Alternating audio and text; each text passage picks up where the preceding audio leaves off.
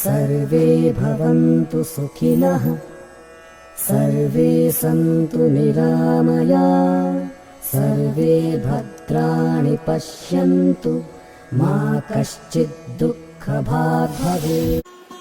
See, if I keep this string in a bit of tension, it gives me a good tune.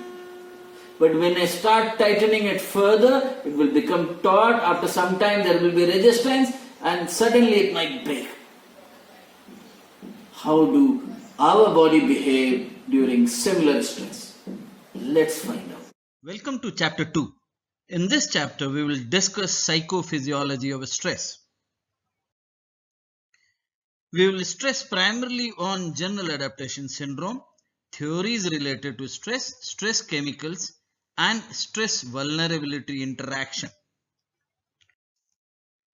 Hansele has given concept of general adaptation syndrome to describe effects of stress on body physiology. With stress, body goes into alarm phase.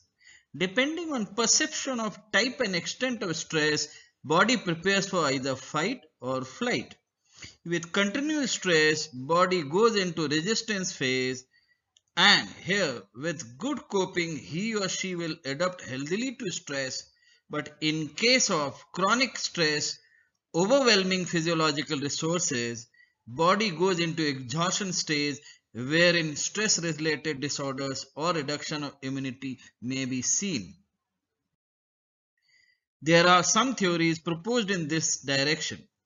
James Lang proposed that a stress leads to bodily response and subsequently leading to corresponding emotions like fear.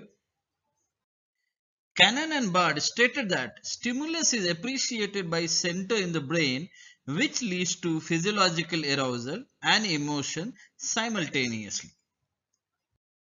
Scatter and Singer theorized that stimulus leads to physiological arousal. The physical response is given a cognitive level by the brain which leads to appropriate emotions. This slide is overview of all the three theories. Stress leads to secretions in the body to prepare it to fight or flight. Common chemicals being adrenaline, cortisol, prolactin, growth hormone, etc. Persistence of these in increased amount in the body may lead to bodily illnesses, psychological disturbances, impairment of immunity, disturbance of biodrives, etc. Effect of stress will depend on how vulnerable an individual is to succumb to those stresses. Some are more vulnerable, some less. Each individual has its own threshold beyond which stress will affect adversely. This is called stress vulnerability hypothesis. Thus, to summarize, body goes through various stages of adaptation while dealing with stress. There is relationship between stressors, how body responds to it, and the reciprocal emotion. It depends on one's vulnerability, which determines, given the similar amount of stress, how it affects individual differently. Common chemicals are cortisol, adrenaline, noradrenaline, prolonged secretion of which may have harmful consequences. Thank you.